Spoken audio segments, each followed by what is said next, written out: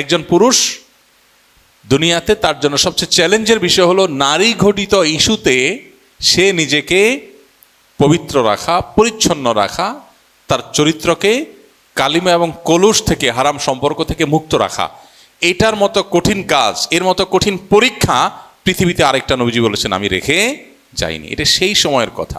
ইমানদারের জন্য সবচেয়ে কঠিন বিষয় হলো তার চরিত্রের হেফাজত। সবচেয়ে কঠিন বিষয়গুলোর একটি হলো চরিত্রের হেফাজত।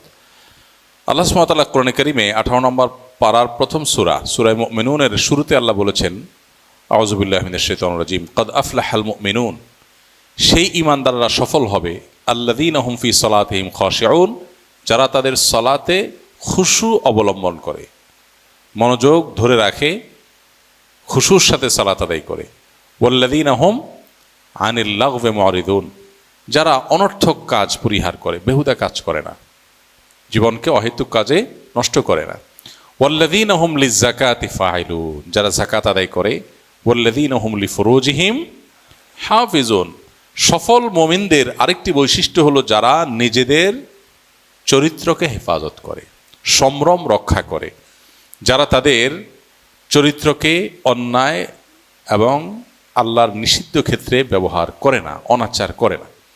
এই মানুষগুলোর সম্পর্কে আল্লাহ বলেছেন আরও কিছু গুণ বৈশিষ্ট্য, যাদের আমানত অঙ্গীকার রক্ষা করবে।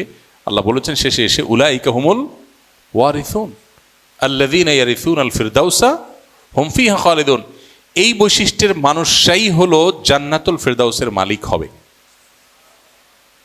তারা জান্নাতুল ফিরদাউসের মালিক হবে, ওয়ারিস হবে। দুনিয়ার মতো না, একটা জমির মালিক হলাম আমি, আমার বাপ মরে গেল, এরপর আমি মালিক হলাম, হতে হতে 40-50 বছর বয়স হয়ে গেল, এরপরে আর 20-30 বছর পরে আমি নিজেই চলে গেলাম।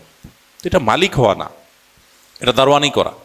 20-30 বছর টেক কেয়ার করলাম আমি, এরপর আবার আমার ছেলে মালিক হলো, আরেকজন মালিক হয়ে গেল। কিন্তু জান্নাতুল ফিরদাউসের মালিক যে হবে সে অনন্তকালের জন্য মালিক হবে। আল্লাহ আমাদেরকে সেটা মালিক হওয়ার তৌফিক দান করুন।